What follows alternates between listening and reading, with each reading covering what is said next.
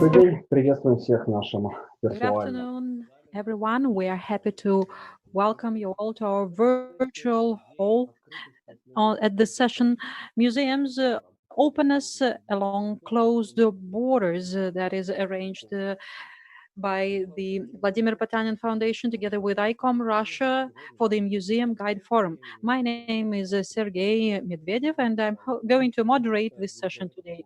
I'm happy to present to you our panelists, that is Елизавета Fokina, Director of Tsaritsina Museum and Reserve, and Daniel Slater, Head of Exhibitions at the Victoria and Albert Museum, London, the UK. Hello, Daniel. First, I would like to get you into the context of where we are now. Next year, 2021, Tsaritsina Museum and Reserve and Victoria and Albert Museum are going to present a large-scale exhibition project that is called Opera, Passion, Power and Politics. There will be over 250 exhibits from the Victoria and Albert and world-class museum collections at 1,200 square meters of space, and they will show examples of 8 operas from several countries of the world. And a large public program will be attached to this project, that is the theater and the museum, the experience of interaction, and it will be curated by Dmitry Bertman, artistic director of the Helicon Opera, and it is held together with the Stanislavsky and Nemirovich Danchenko Academical Musical Theater, the State Academic Bolshoi Theater, and the Tchaikovsky State House Museum, and others. So now I'm talking about it and understanding that this unexpected situation that we have found ourselves in has really gave a punch to museums and cultural institutions. So I would like to ask our partners, this large-scale exhibition that you have prepared for several years, what form can international cooperation can take now in the lockdown and after the lockdown is lifted, but still I believe some restrictions remain. Елизавета, would you start, please? Yes, sure. Good afternoon, dear colleagues. On my behalf, I would also like to thank Intermuseum and ICOM and the Vladimir Potanin Foundation for giving myself personally and our museum a chance to speak today to discuss this complex and topical issue to all of us. I believe that Sergey afterwards will ask me particularly about our program and what we are preparing. And now, as we believe, we are not losing time in vain, and we do not want to abandon our highly ambitious plans. Talking about the exhibition Opera, Passion, Power and Politics, it is planned for April 2021. And I understand that in the current conditions, it seems very soon. A year is left, and we have been getting ready for this exhibition for 2 years. And the public program is two parts, two-folded. That is for experts and general public, and it is really very deeply worked out. And yesterday we had a roundtable at Intermuseum devoted to museums and theaters and their interaction. And practically all participants of that roundtable, including directors and art directors and theater artists, agreed that this pandemic provoked everyone getting even closer together and closer cooperation of different culture institutions, because we are now in the same conditions, and we are now thinking of how we can anticipate possible future crisis or collapses, and we are thinking of how we can restructure, reorganize now, but we do not abandon our plans connected with the public program. We're still planning to begin it next autumn, and we believe that current technical opportunities expand our collaboration opportunities. And our session of today simply proves that, because we see that now people have their work schedule structured differently, and people are active to respond and to take the invitations to take part in different discussions. And now we are starting this discussion and a preview of our large exhibition that is planned for April, takes place now. I'm happy to hear this optimism, and I'm happy to see that you have not gone off this track. And now I would like to ask Daniel, how strongly has this crisis stricken your museum, and what strategies of counteracting this large crisis do you have, and how are you planning to go out of it? Thank you, Sergey, and Elisabetta, thank you as well. It's obviously really exciting for me and for the V&A to be able to participate in this today. I do want to, before I go directly into talking about what we've been doing in London, I did just want to pick up on something which Elisabetta had mentioned, which is really the case that we, all cultural organizations and institutions are facing the same sorts of challenges right now. And so there is, we share this situation, whether it's in Moscow or London or Paris or in North America. And really that brings a great sense of understanding and reciprocity between our organizations and the types of things that we like to do, and that we want to continue doing as we come out of this over the next few months. Obviously for us at the V&A, the sort of biggest challenge, the most painful part of this is the fact that we've had to close the museum to the public. And I think that that's probably something which all of our organizations share as the most painful part of this. There are obviously, knock-on effects that we will feel for some time to come, but the fact that we haven't been able to welcome the public into the building and to continue having the Victoria and Albert in South Kensington as a public space, as a civic space, as a place of engagement for the public is the most difficult thing for us. And that's difficult for us as professionals. It's difficult for our audiences. And the kind of taking away of the opportunity of showing our collection and sharing our ideas is really what's hit us most. And being separate from the building and being separate from the public in the building has obviously been really tough. We're obviously finding new ways of keeping people engaged, since we closed the museum in the middle of March. And a lot of that has obviously been driven through what our digital activity is and how we are engaging online. And there are various different different platforms that we use to do that. And those different platforms and our engagement existed prior to having to close the museum, but we're obviously really building up that activity now and thinking of new ways in which we can keep people, not just interested in the museum. It's really not a one-way conversation, but it's actually how we can also offer to them.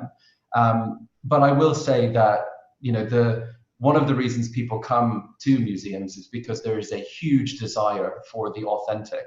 And while we continue to really build on what we do digitally, we don't want to distract from the fact of people wanting to come to museums overall to experience the authentic, to be in front of objects and to understand them and have a relationship with them one-on-one. So we've set up a great deal of new activity in terms of what we do online, particularly looking, to keep some of our really dedicated audiences, like members, engaged with the museum. But in the end, we also do not want to lose focus on the fact that the museum houses objects and artworks and is a place for sharing those and for sharing ideas. And when we get to reopening, in the not too distant future, we want people to come back and engage with those, not just engage with us how they have to in isolation. У меня вопрос в связи с тем, что сказал Дэниел. I have a question to Elizaveta, proceeding on what Daniel has said. How can we preserve this feeling of authenticity in this new era? How much of what you treasure and what you are, actually, we have communicated with you a lot, and you have said that one of the museum functions is greatly implemented now, that is preservation, because museum is really a great preservator. But how much of that can be taken online? Because now a lot of activities are held online. How far can we take museum sphere online without losing authenticity, like Daniel has said? Is it a question to me? Yes, it is. Well, when we were discussing this session beforehand, I told you that it seems to us that to the audience, formats that are taken from online to offline afterwards are mostly interested, because that is anticipation of future. And also,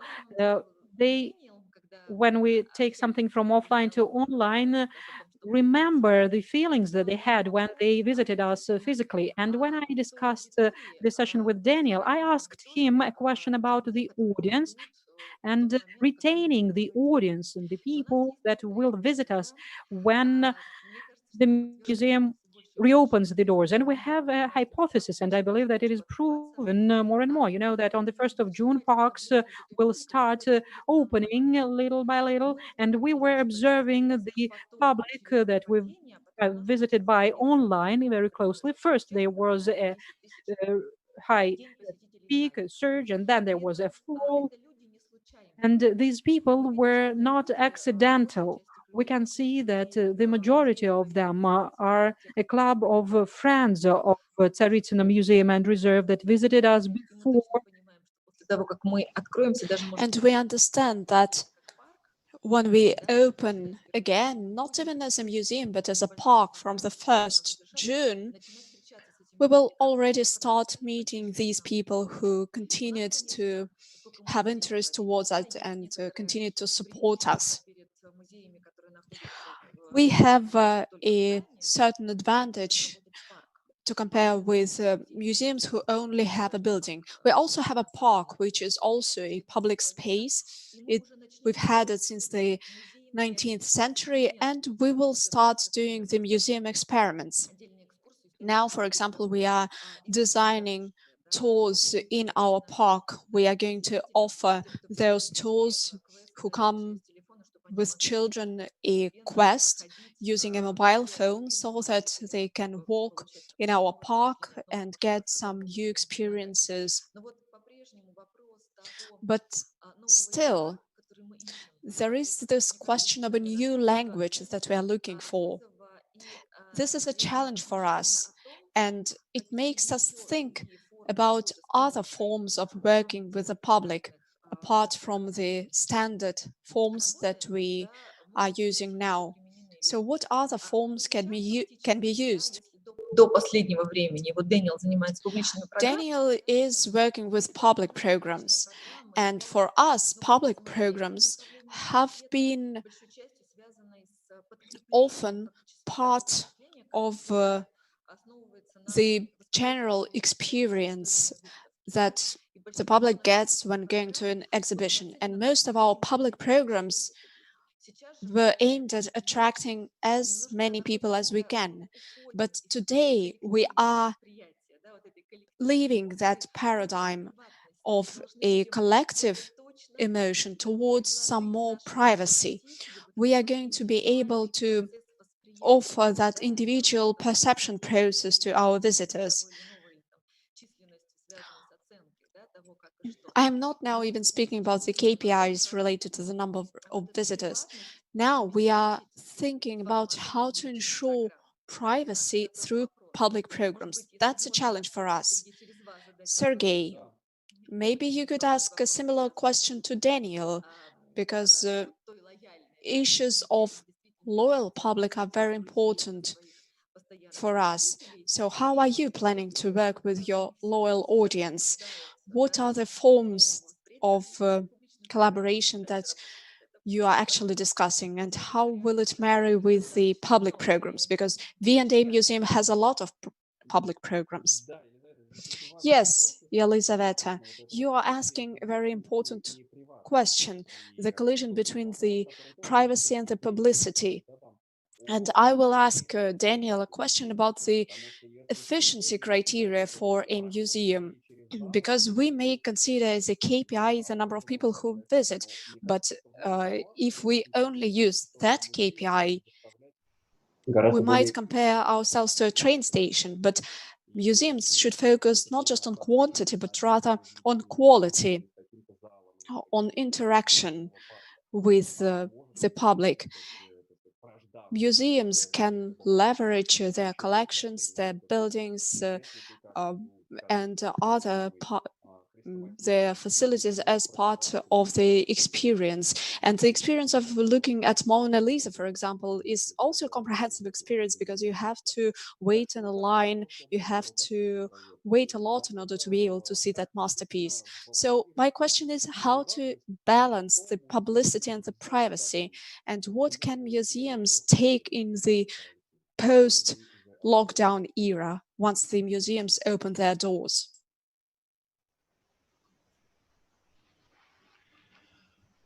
Well, I can't say that.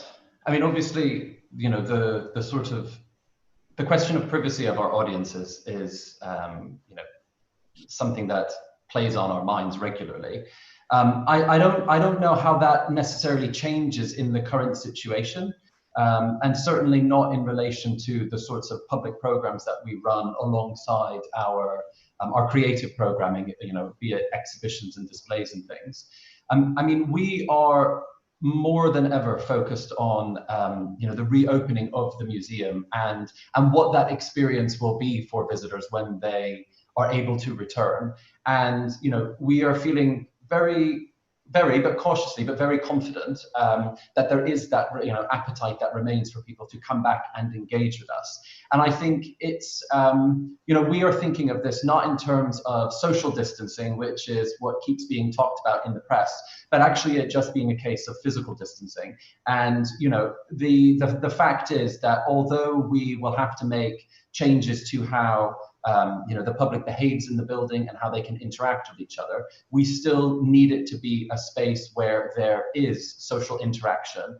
That is what, you know, the purpose of our particular museum is, you know, from the 19th century, but really what most of our museums, you know, wish to, you know, offer their audiences as a place really where there can be, you know, particularly as people will be traveling less, really existing as a place for cultural inflection and, you know, exchange, which during closure, obviously, they cannot be accepted online. And I think the truth is that how we deliver that and how we deliver things like exhibitions and how we deliver public programs and how we deliver the most basic things like accessing the collection in terms of a permanent collection in our museums, the truth is that that mission doesn't change, but how we deliver that is going to have to change. And I don't think that any of us have the ideas of how that's going to happen right now, today.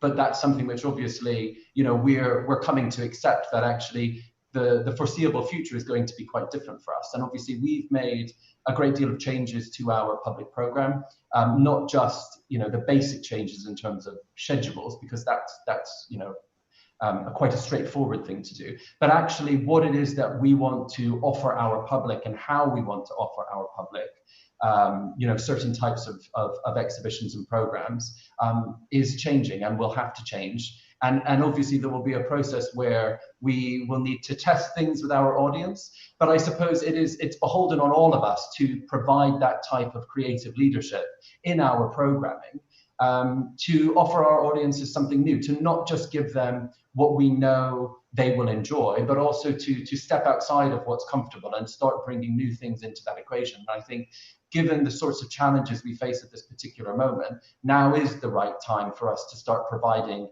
absolute creative leadership, and bringing our audiences to new types of ideas, new types of making, art, that type of thing, because the situation is different from where it was over the recent past.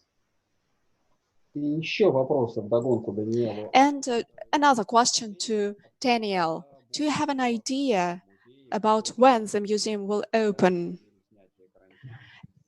with the lockdown lifting? And how do you imagine the first day after opening? I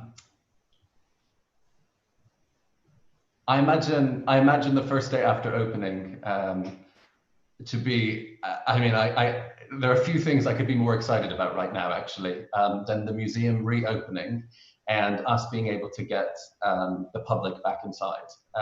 So that's how I imagine the first day is actually fantastic. And I bet, like all of us, we'll be testing new things, and we'll be testing things obviously before we welcome the public back into the building. But hopefully, the kind of shared feeling among those of us in the building and those visiting the building, our public, there is going to be a great deal of excitement and goodwill to just come back and experience that, which all of our museums, try to offer on a regular basis.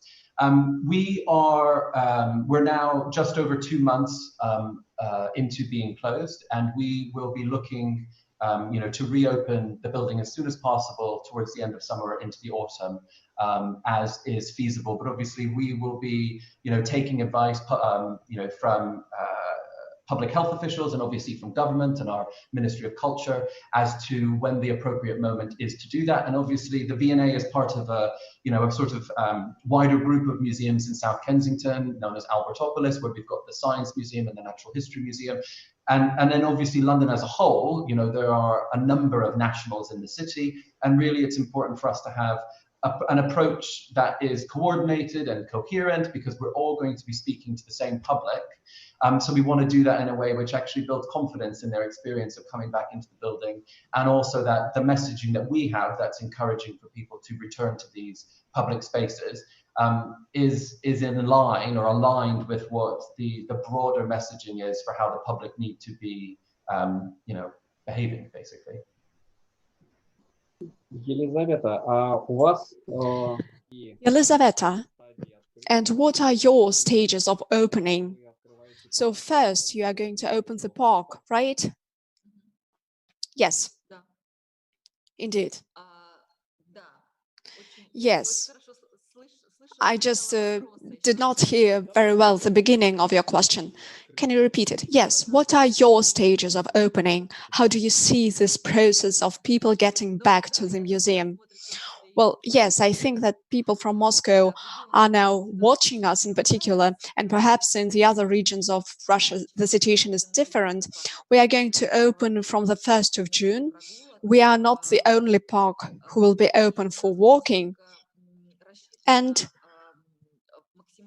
we have calculated the maximum capacity of the museum territory every hour. I think that we are going to use a certain schedule to determine the number of people that can get to all of our areas. Our park is very big, and there are some closed and open territories.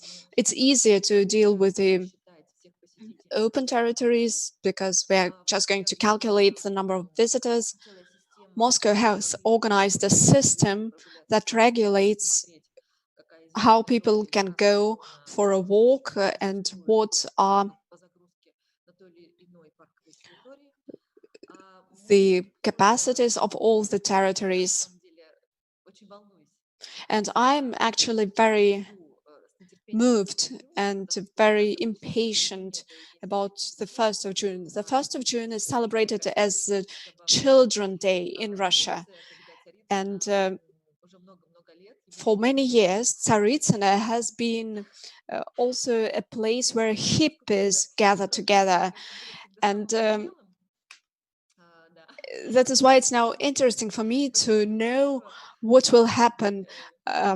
Maybe a lot of hippies will come to our park on the 1st of June. And I just hope that social distancing will be respected. So once we open the park,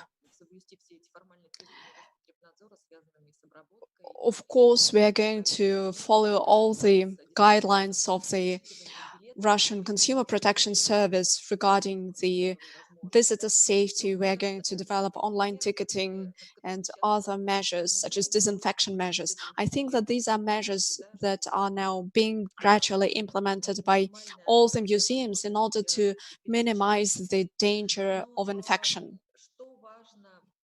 What is important for us? Daniel has touched upon the issue of safety, and today we are thinking a lot about how we are going to work once people come to the park and to the museum, how to ensure the feeling of psychological safety for people when they come to the public spaces. So, of course,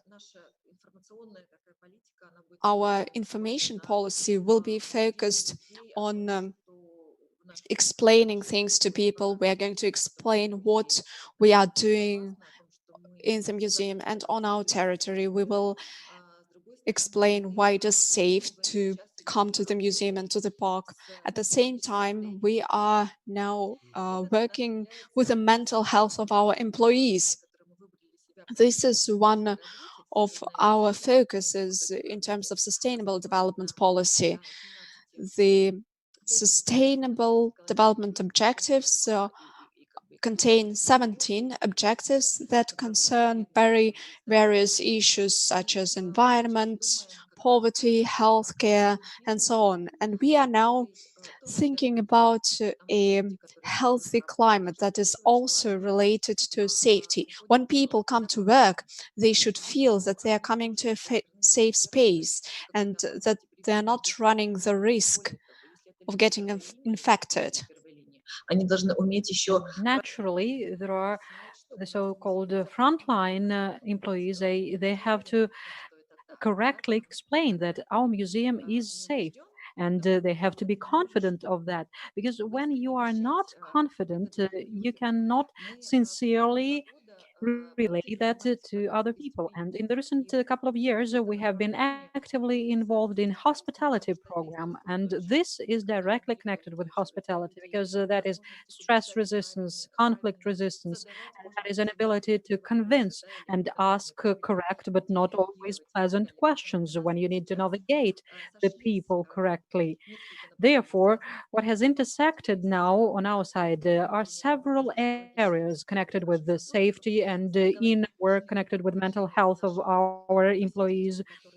Also, good attitude to our visitor that has to feel safe at the same time experiencing certain emotions and feelings that we are not willing to lose because that is an inherent part of our museum. Здесь Елизавета упоминает очень важный концепт. Elizaveta is now mentioning a very important concept of sustainability, and I would like to ask Daniel, what does this mean to you and to your museum, sustainability?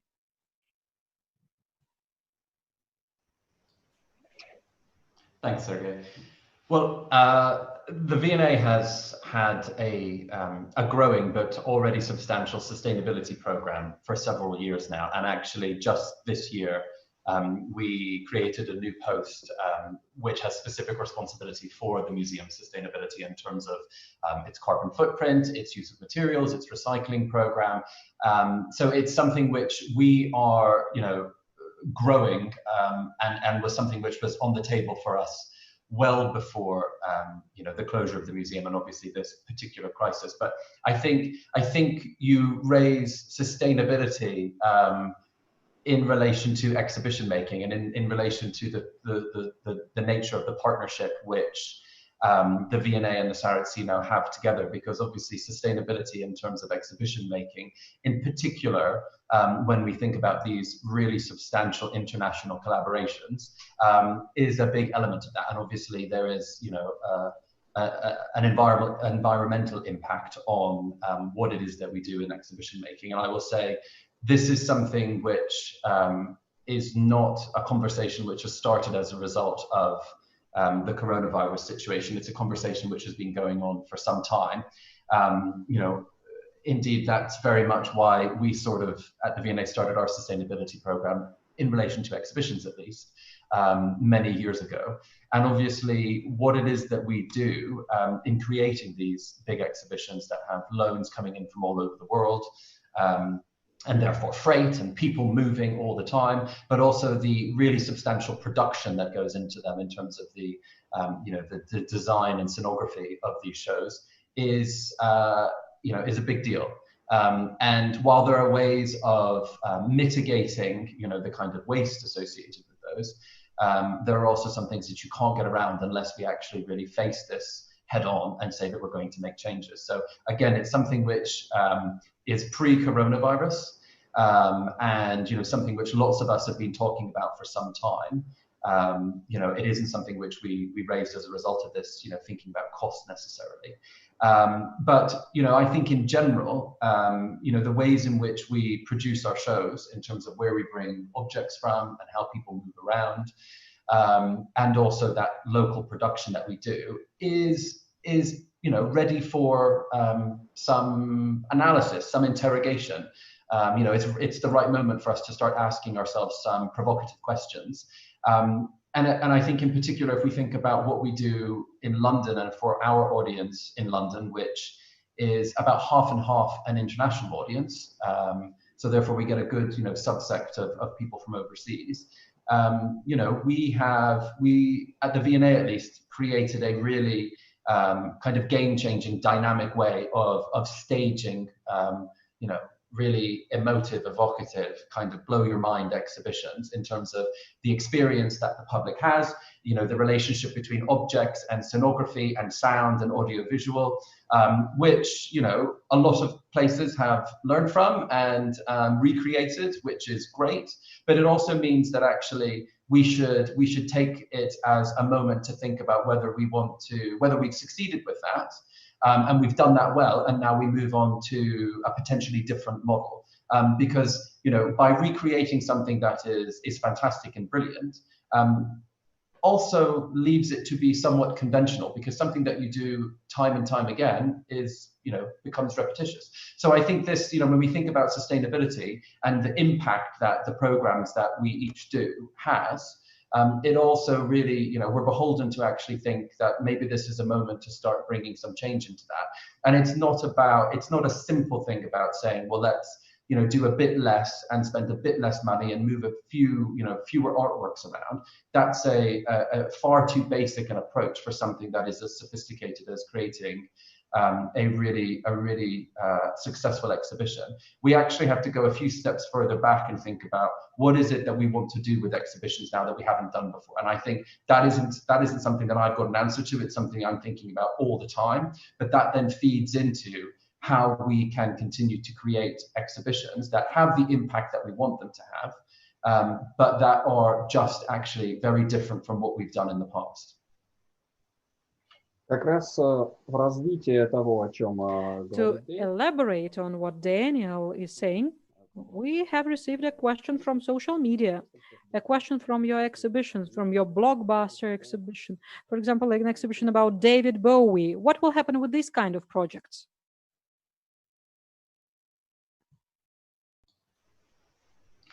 The David Bowie exhibition is one that's very, very close to my heart, having worked on that for about 3.5 years and saw it travel. I think we, in the end, took it to 11 different cities. A different approach to exhibitions like that. And I will say, well, I'll go a bit further back. Bowie as an exhibition was a hugely significant moment for the V&A, where we started, staging exhibitions on these really significant cultural icons, but not necessarily from the normal realm of sort of creatives that would usually be hosted in an exhibition at somewhere like the Victoria and Albert Museum. So that in many ways was a moment of change for us, and the way in which we presented that exhibition and the types of designers that we worked with on that exhibition and the technology partners that we had to create that exhibition meant that what we were doing was creating something entirely new in terms of museum and gallery exhibition experiences. And building on that, we then did an exhibition on Pink Floyd. We did our exhibition on revolutions, which actually has just finished traveling. It doesn't mean, changing from what we have done in the past doesn't mean we won't have opportunities to do that again. And indeed, we won't have opportunities of satisfying and really exciting our audiences in the ways that we've done with exhibitions like David Bowie. But it also means that we should probably think, what is the next thing? Because creating the Bowie exhibition again and again isn't actually giving us the opportunity to grow our practice in any way. And it isn't actually giving our audience a terribly different experience from things that they might have seen, not just at the V&A, but as this style of exhibition making has really kind of traveled the world. So what we need to do is really, it's the obligation of all of the cultural institutions to think about what is the compelling way that we present these ideas and these objects and these artworks in the next stage. It doesn't mean that something like Bowie can't exist, but it means that it's presented in a new way that takes us beyond where we were in exhibition making in 2013.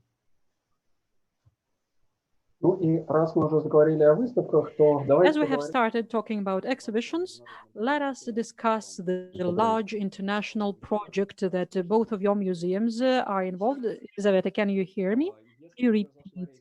So as we started talking about exhibitions, I would like to go back to the large project that we discussed at the very beginning, that we mentioned at the very beginning, the opera project and collaboration of your museums. What is the format that it is going to take place in, and how innovative is it in terms of what Daniel has just said? How new that concept is? Well, in my eyes, that is a project that has never existed in Russia before. And I'm not now talking about technologies that are used, but that is about privacy. As you walk around in headsets and you get immersed from one opera into another, and bearing in mind the current context, you can correctly, fully get into the space of opera art. And actually, when we fell in love with this exposition in 2019, when we visited the V&A in London and saw it, it sometimes so happens that you cannot leave the hall, leave the room, because you are afraid to lose it. So that is the topic of opera starting from the 16th century. That is the history of opera art. That is several И музей Царицына, да. cities, 8 operas, and this project and this cooperation between V&A and Moscow is also something that has this addition of Eugene Onegin opera by Tchaikovsky, and Sergei Trigubov is going to be the artist, and Dmitry Bertman and Ida Abitman, who is cleans museum employee, and Bertman is artistic director of the Helicon Opera. And we have a lot of projects of this kind inside the exposition, inside the display. And we have so many partners that you mentioned, Sergey. And I believe that our public program that has to run kind of anticipating the exhibition and warming up the interest in opera is one of the происходит сейчас в мире, потому что интерес trends in the vogue today should take place, because we can see that interest in opera is growing globally now. And if we talk about theater and opera in Tsaritsына, well, we are not accidental, because Tsaritsына is something that has a history of theater and in architecture of Bajanov. We are restructuring, so to say, impressions. And going back to our public program, it is comprised of two parts, one for general public and the other professional. And professional program has 4 curators, because it is really very complex. And they are also curators of Golden Mask program. We have planned 8 professional discussions where opera houses will meet museums to discuss and to present best cases to implement collaboration of theater and museum. I believe that any audience, not only that of museum theater, will be interested in it. Because when we announced this exhibition at St. Petersburg Forum, I was approached by a huge number of museum representatives saying that we are willing to see that. We are still looking for this new language and new forms of how theater gets immersed into museum, and why the museum needs the theater. And yesterday we discussed it as well. So in the professional block, we're going to have 2 topics. One, joint cooperation of museums and theaters to create new experience. And the second one is theaters and museums as social agents. Talking about the part for general public, I must say that, as I think, it can be implemented in different forms as well, because we have planned a certain number of night tours around the exhibition, and we have also planned activities with a trickster company. We have planned classes for children, because we deem it really critical to have special projects for children. We have planned it together with the theater of Stanislavski and Nemirovich Danchenko, with Elisa Spirin as curator. Я думаю, что So I think that part of those activities can be switched online, and the interest that we had to online broadcasting is something that can be developed. We have already used this format for the museum nights, and I think that we can maintain the interest towards our future exhibitions like that. Sergey, are you with us? Так. Sergey, could I just add, I wanted to pick up on a couple of things that Elizaveta had mentioned. I think the first is the partnerships that the Saritsino is going to be running with the other cultural organizations, and I think particularly those performance-based in Moscow. And that is that's actually what we did in London, and that, you know, when we created the opera exhibition, we were in partnership with the Royal Opera House. And this is one of those ways. This exhibition is an example of one of those ways in which we can think differently about how we program, and then what it is in terms of subject matter we program, how we deliver that quite differently. This exhibition, had we done it on our own, would have been quite a different final result than what it is right now. So the exhibition that has traveled to Oman and to Spain, that then comes to Moscow next year, is the result of this really significant partnership that we had initially with the Royal Opera House. Had we not been in the position to have that partnership with one of the great opera institutions in the world, we would have created a very different exhibition. And I think this is a really good example of the type of way that the direction in which we need to be moving in terms of thinking about new ways of creating projects like this. That we don't see it as kind of just on ourselves as organizations to think these things up and to deliver them, but actually we are identifying the right type of partners to create these projects, because that will take us somewhere that we can't be on our own. So I think that's one of the key things that I wanted to add specifically about opera in terms of how we created the show. But I think the other thing that is probably the most compelling aspect of how we created this exhibition and why it was so successful and sort of why it resonates with audiences so well, is we didn't approach this to just do a sort of traditional historic look at opera over the last 500 years. We really honed in on particular historic moments in particular cities and associated those then with particular operas, so that we have a real kind of social political kind of almost sort of argument happening in each of these different countries that we go to, that everything is really intertwined. And that was one of the points that we wanted to make with this exhibition, was that actually it was about social change, it was about politics, it was not just an artistic investigation that we were telling through this exhibition.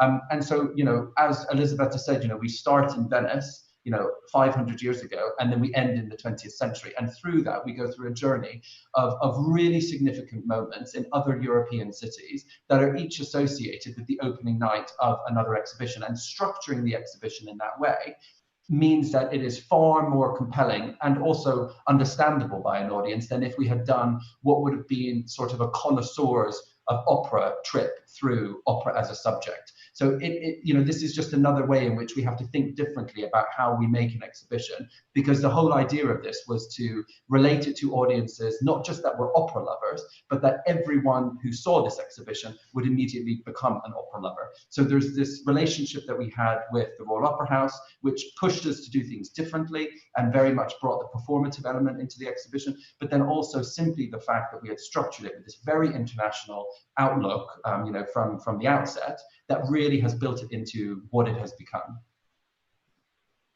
Мне кажется, это очень интересно и уместно, что I think that it's very interesting and relevant that two so big cultural institutions as museums and opera are organizing this together. Opera today is living through a crisis as museums are, and I believe that the crisis for operas is even more acute. I have been communicating with my friends, musicians, and I understand that for opera, it's very difficult to go online. Indeed, as Daniel has said, opera is social, political history. States were dealing with operas. Italy was created by Verdi. Germany was created by Wagner operas. Operas were about the development of states and gatherings. And now the virus has disrupted this institute, because in operas there are usually 300 people on stage and 2,500 people in audience. So the question is how opera will survive after the crisis. It's very interesting what Daniel has been saying. Yes, we looked at international operas. Can you tell me about the 8 operas? What's the first opera and what's the last one? Elisabetta or Daniel? Yes, I think Daniel knows it better. So what are these 8 operas, the 8 pillars? We start with Il Coronazione dei Popei in Venice, And we then take the visitor through a series. Well, we go from London or from Venice straight to London, where we have Handel, obviously. So we have where Covent Garden, where the Royal Opera House is obviously also where lots of these sort of gin parlors and smoking dens, existed in the 17th century, where Handel, we draw the Handel opera from when he was actually writing in London. And then we take audiences to Milan, obviously, as you've mentioned, Italy based or really resulting from opera. Just like Germany, we go to Dresden, we go to Paris for Tannhauser, and finally St. Petersburg and Moscow. But I will say there is obviously the addition to this exhibition when it comes to Moscow, which is Pushkin's Onegin, which we did not have in the original exhibition. And really that is, it's sort of a benefit in twofold, in that it allows us to really work with the Saraceno to embellish this exhibition to make it far more relevant when it's in Moscow, but also adds content to the exhibition that we didn't have in its original form, and just expands slightly, the content for the show.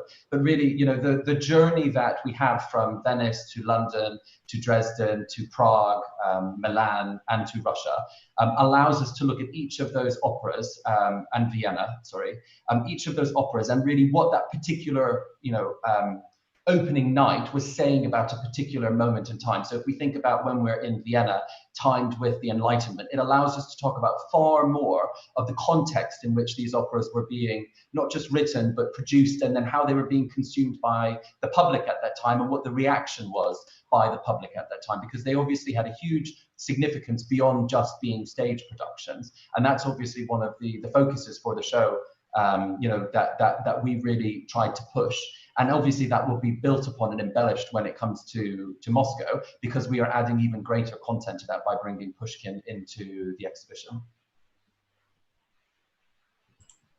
Да, и здесь действительно... Yes, indeed. I think that was a very good decision to include Eugene Onegin, because for a wide part of the Russian audience, opera is Pushkin, Tchaikovsky, and it's Eugene Onegin. It's the opera, that is to say, the only opera many people know. Yelizaveta, you have here the Bolshoi and the Stanislavski theater. How do you collaborate with them? Actually, we do it together with the Tchaikovsky Museum in Klin, and the curator of those halls is Dmitry Bertman. We are doing it with Helicon Opera. But you are absolutely right. There are several versions of Eugene Onegin in Bolshoi and in Stanislavski theater. I am now speaking with caution, because theaters may change their repertoires in the beginning of the next season, although at the beginning we saw that as a finding, we saw that as a discovery. Our hall is dedicated to the premiere of Eugene Onegin. So the main idea is to show the premiere of that opera that took place in the Mali theater.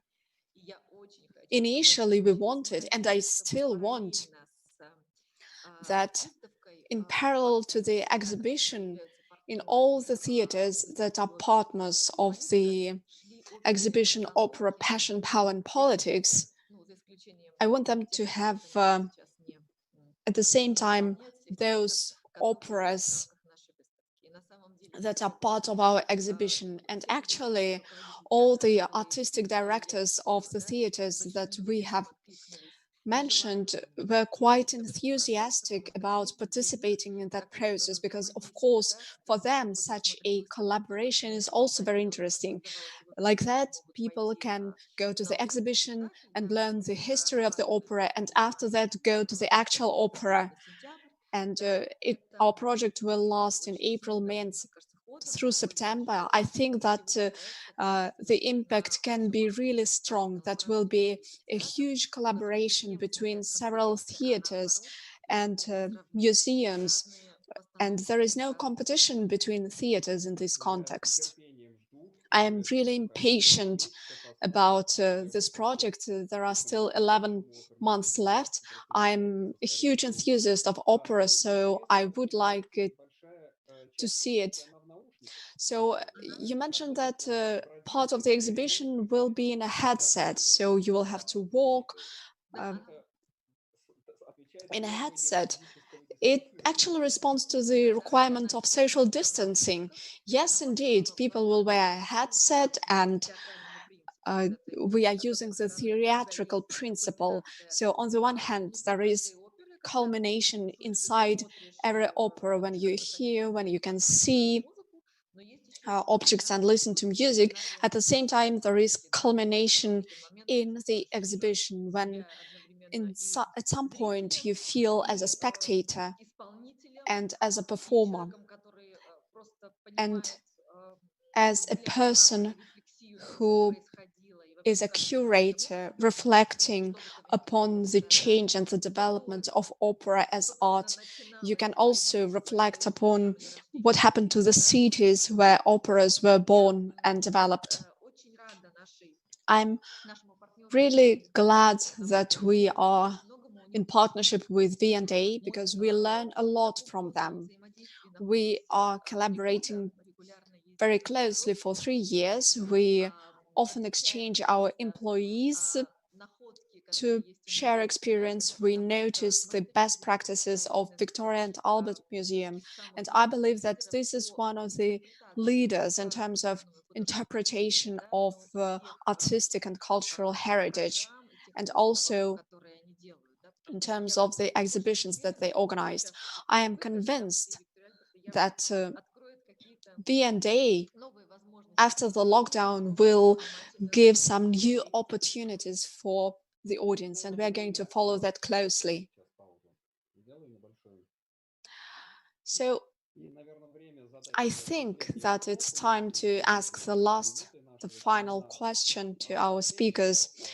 Daniel, how do you think, what will the crisis teach us? I mean, the coronavirus crisis. Will our cultural institutions be stronger and renewed after that? Or will we only just try to survive? No, I don't think we'll only just try to survive by any means. I think actually this period of closure for probably all of our organizations has really reaffirmed both for those of us who are professionals working inside these organizations, but also for the public. It has really reaffirmed the purpose of why museums and galleries exist and the need to really have support for them in society. I don't by any means think that we will just be looking to come out of this. It's obviously going to be really difficult over the next 6, 12 and 18 months. But actually this period of closure has been, if anything, a sort of a moment that actually solidifies what it is that we do and why we do it. Because in the absence of these organizations, there is a void. And so, when we are able to reopen, we will need to fill that void, and we will want to fill it in a manner that is just as good as what we have done in the past, but equally also accepting that things, will have to change, but our mission doesn't change. And the fact that we are a public space and that we are a civic space and we are about engagement and we are about interaction, absolutely none of that changes. And I think following a period of really significant isolation for billions of people around the world, there is not just going to be that hunger for authenticity that I spoke about, but there's going to be an absolute hunger to come back to these spaces that we feel comfortable in, that offer us something, and that isn't going to change. So it won't be easy, but we're not looking to come back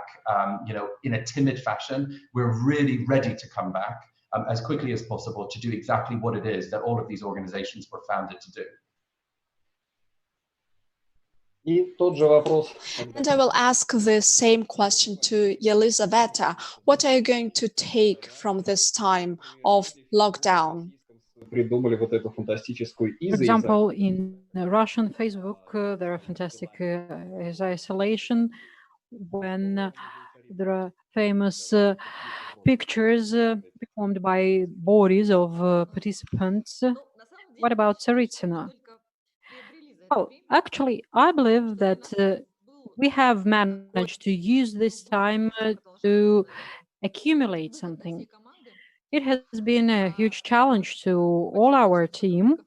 We have a large number of employees that have changed their uh, area of activities. And we all have TV studios at home now, and our photographer has launched great masterclasses on taking pictures of plants because our employees working in the gardens need to go working because they need to uh, maintain that orchard, and we have a lot of green exhibits, and we also have to maintain all the facilities. But mobility and responsiveness and decision making, fast decision making in uncertainty without understanding how we would need to apply these or those rules, this all has mobilized our team greatly. Well, naturally, it is harder to manage remotely, but I believe that we have coped with it. I believe it will be harder for us to go back because it was easier to uh, shift to remote mode, but I believe it will be harder now to go back to work. It will be hard for us to keep and well understand that we will have to work now. And well, I'm a fan of what I'm doing. Still, I keep asking myself not only about what we have acquired, because I believe that we have acquired many important qualities in this mode of uncertainty, in this turbulent mode, and still I keep asking myself, why will people visit our museum after the lockdown ends? And the answer that I find to myself, and I believe that I find certain proofs in communication with our audience that we are in touch with alongside Facebook, YouTube, and other channels, that is willingness of people to go back to normal life, to the life and format and the system that they used to live in before. I feel the passion of people to touch and feel everything that they were used to before the pandemic. That's why I can feel this internal positive tune showing that the visitors of our museum that used to come to our areas before the pandemic will definitely do so afterwards, and gradually we will have our audience back. Well, I'm happy to hear this optimism, this really life standing ideas of our speakers, and what does not kill us makes us stronger, as we know. And I'm happy to hear that museums are more alive than ever. And I'm looking forward to 2021 to go to this brilliant and innovative exhibition. I hope to see and hear it all with pleasure. I would like to thank our participants, Елизавета Fokina, Director of Tsaritsina Museum and Reserve, and Daniel Slater, Head of Exhibitions at the Victoria and Albert Museum. I would also like to thank the Vladimir Potanin Foundation for arranging this dialogue. I would like to thank our viewers and listeners for this hour that you have spent with us, and meet you back. Thank you very much. Goodbye. Thank you.